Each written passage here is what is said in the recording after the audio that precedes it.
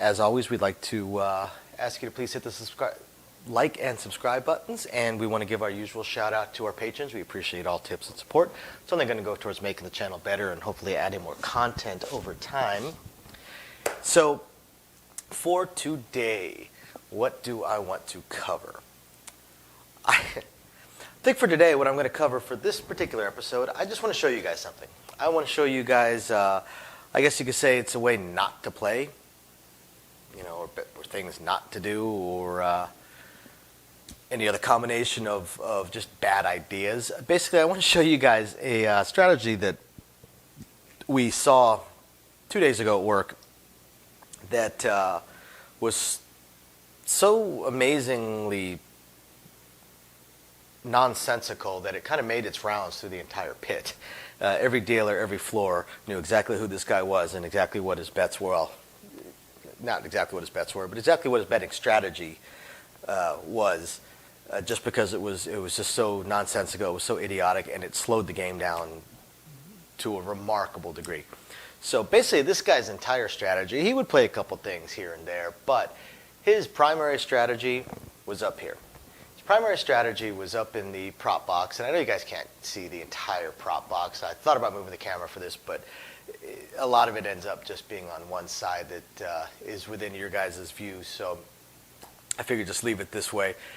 Just to show you how this guy was. So this would be, we'll start with a come-out roll, because he was actually remarkably consistent on his come-out rolls. His primary bet on his come-out roll would be he would throw $5 in, and he would tell the dealer, I want $3 on the 11 and $2 on the 12. So not quite a $5 high load, because that would be way too easy. No, instead it was $3 on the yo and $2 on the 12. So the dealer would say, okay, you got it. 3 yo, 2 12. He'd set it up,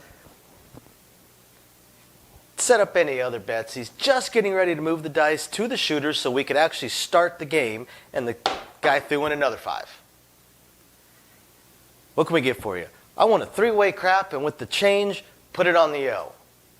And we looked at him like, you have a 12, you have an 11, and you want a 3-way crap, which includes a 12. I'm not sure if you're aware of that. And you want to add the extra $2 onto the 11.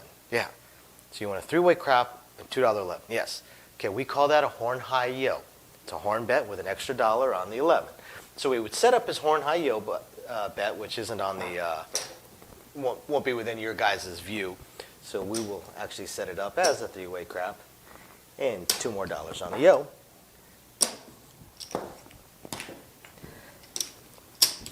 Now this went on for hours. For hours this player would do this. Even after we kept telling him, we would even stand there saying, throw me $10 so that I could set up your usual bet. And he would throw $5 in. Let me get a $3 11, $2 12. Okay, one time one of the dealers actually said, okay, you got a horn high 12, and set it up. And the player just went, okay. This person is the epitome of what we talk about people that see a bet that somebody else does, and they start doing it because either one, they think it sounds cool, or two, they saw somebody win money on it, so they figure this is some can't lose bet, and they keep placing the bet. Usually it's a combination of both. They think it sounds cool, they think it makes them sound like they know what they're doing and they're really good at this game, and they also think the bet is a can't miss. In reality, it's usually the exact opposite. They usually sound like the worst player on the table, or someone that absolutely has no idea how to play, and their bets are usually some of the worst bets on the table. What was really frightening with this person was he was actually teaching somebody else how to play. It was pretty sad. Although she actually started to pick up on the fact that his bets didn't make any sense, because we kept doing this 4 hours into it, and we're saying that bet is called a horn high yo, and he still wasn't getting it. It was really funny. So after his come out roll bet, which was that $10 was very very consistent. He was doing that one a lot. Next would come his bets once there is a point. So the first thing he would do, he would throw in $5. Let me get all the hard ways in a 12. Okay, not a problem. We'd give him all the hard ways. We'd give him a 12. Then we stand up, and we're getting ready to take other people's bets, because there are more people playing. And as soon as we finish setting up his bet, throw in another 5. And we look at him, yeah. let me get a three-way crap, and with the change, put it on the 12. Like, okay, so you got dollar on the ace deuce, dollar on the aces. Now you have a $4 12. Yeah, okay. So we take his bet, take his money, turn to start dealing with other people's bets that have thrown all their bets in and that have actually bet like a normal person and thrown all their money in at once and articulated their entire bet for us all at once. And yeah, what can we get for you? Press all my hard ways and give me an 11. Okay, so we keep in mind the dice still have not gone. Press all the hard ways and an 11. Okay, so at this point you now have a $5 horn high 12 and a $2 12. You could have thrown us $15 and done all this all at once. We said that to him for 4 hours straight. It was insane.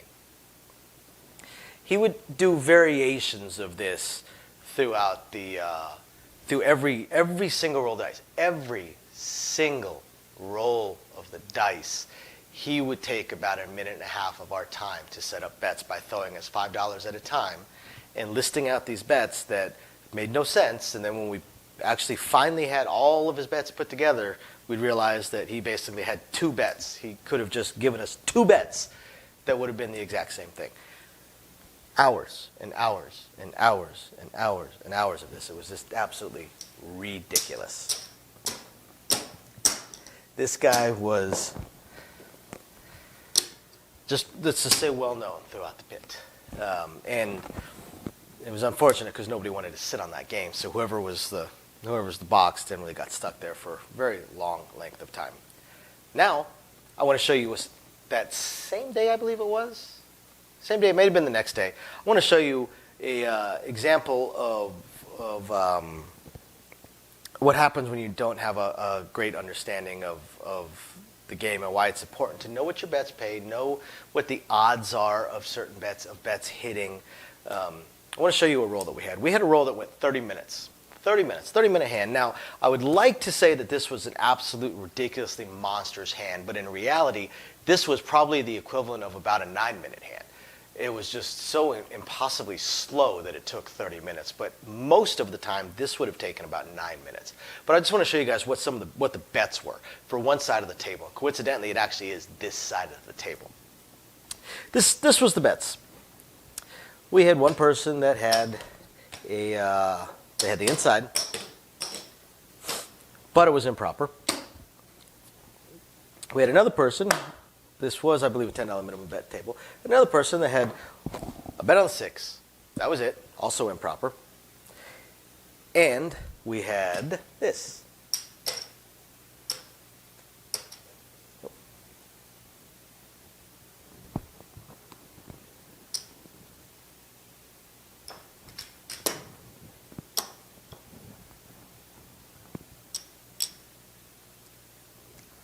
On every single hard way.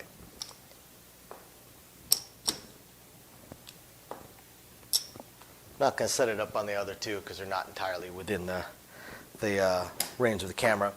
And this is only for one side of the table, mind you. Both sides looked approximately like this, but this was the heaviest. This side of the table was the absolute 100% heaviest side of the table. Now, these people hit a couple of hard ways, which is the reason they kept doing this. They hit 1 or 2, so like this person did get 450. Well, it was on the 6, but they did get 450. Here it would have been 350. They did get 450 once, and I think they may have gotten 350 once. This person right here did get 175 once for hitting a hard 10, and they also did get 2 1/4 once for hitting a hard 6 or hard 8. So all these people, they did get paid a couple of times. They did hit these a few times. Right? Which is why they kept doing this. Most of them started out with $1 or $5 hard ways. One of them did start out with green. Then the rest, they hit and they started making green, $25, $50. And then as they would come down, they'd throw it back in and come down, they'd throw it back in and come down, they'd throw it back in. They'd be all excited when they'd hit and get their $175 with absolutely no concept of the fact that they just spent $250 in bringing their bets back up constantly.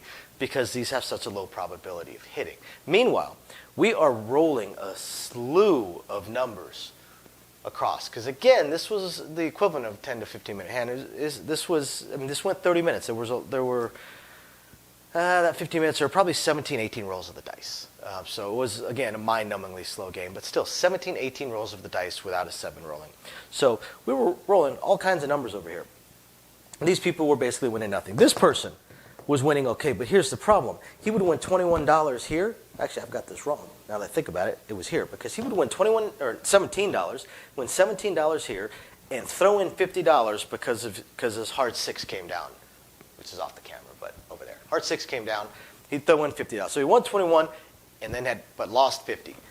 And this was basically happening constantly. So we had this just amazing, this is not amazing, but this great, really, really good, really money-making hand happen. And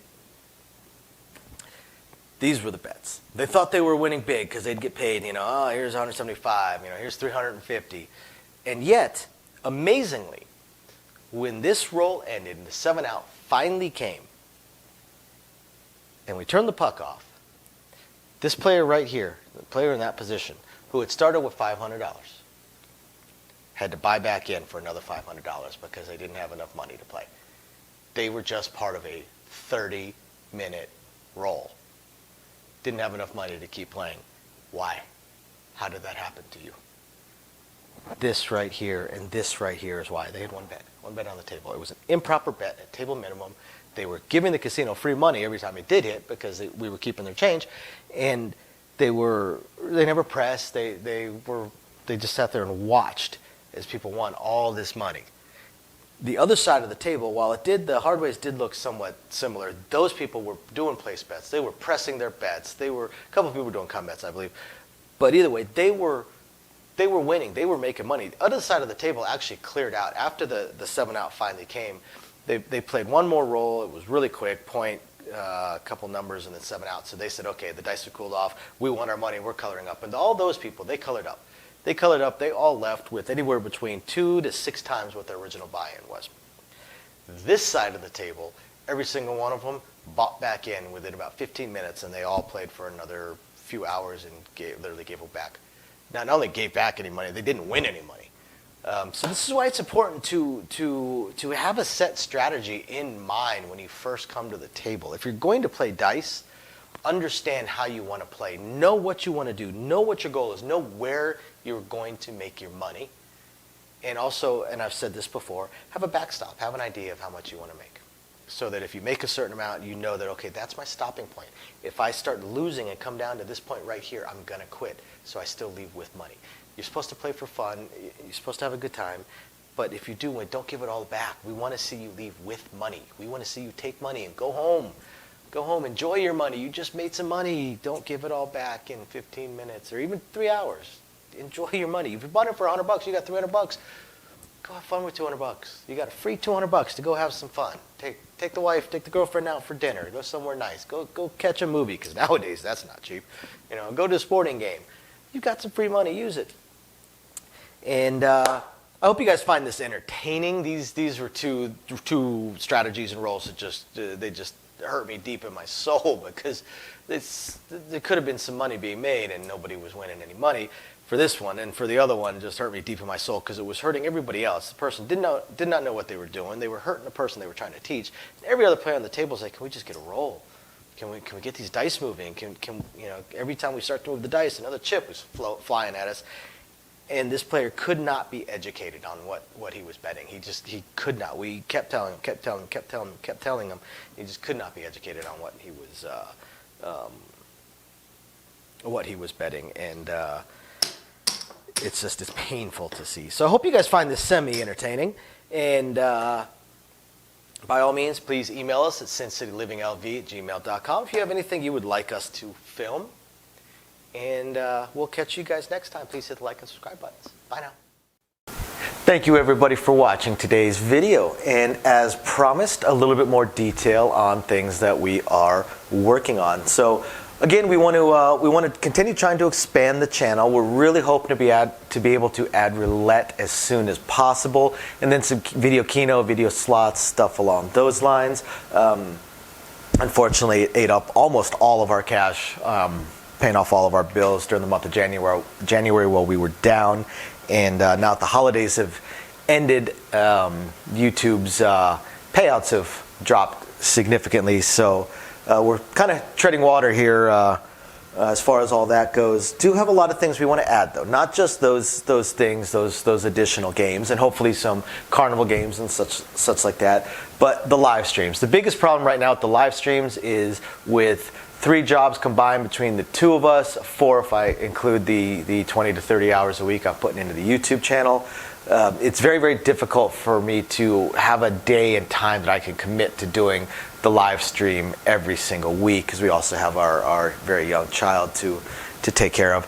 But I'm trying to figure that out. I'm thinking it's probably going to end up being on Monday nights or Tuesday afternoons, or possibly both. I intend to do at least one live stream exclusively for our patrons, and then another one on the YouTube channel. So possibly both days.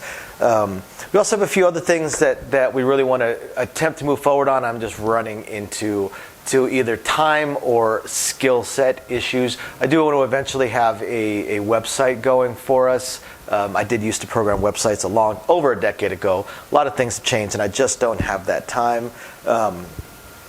And not a whole lot of knowledge on the current state of building websites, hosting what sites can host, and how to build up the e-commerce stuff. So if anybody has any skill sets along those lines and would like to answer some questions or just help us out, shoot us an email, sincitylivingLV@gmail.com. Also, I really hope to be able to start adding some exclusive stuff from Sin City Living, logoed shirts, hats. I'm looking to get custom dice made, even custom layouts made, although those would be pretty expensive. But I know zero about e-commerce and drop shipping and anything along those lines. So if you have any skill or knowledge in that area, please email me. I would love to ask you some questions and see if you can answer a few to help me figure out how to get that going. Same thing with designing our logos. I had some logos designed, very, very small logos, unfortunately, not big enough to blow up to put on T-shirts and stuff like that. And again, I know I know nothing about logo design, graphic design, any kind of websites that could do it. I literally know nothing. So if you have any skill or knowledge in that area, also please email me, and you're willing to answer some questions. Please email me and let me know. I'll admit I don't even know where to start as far as asking some questions, but I'm sure I'll ask a few, and that'll trigger a few more, so on and so forth. So yeah, there's that, and of course we do hope to continue to improve our AV setup, but I am an AV moron, so also right there, if you have any skill sets or knowledge in that area, please email me, and are willing to answer some questions. Please email me and let me know. We would love to help. Otherwise, again, thank you everybody for watching, and we're very excited to continue bringing you our videos. Bye now.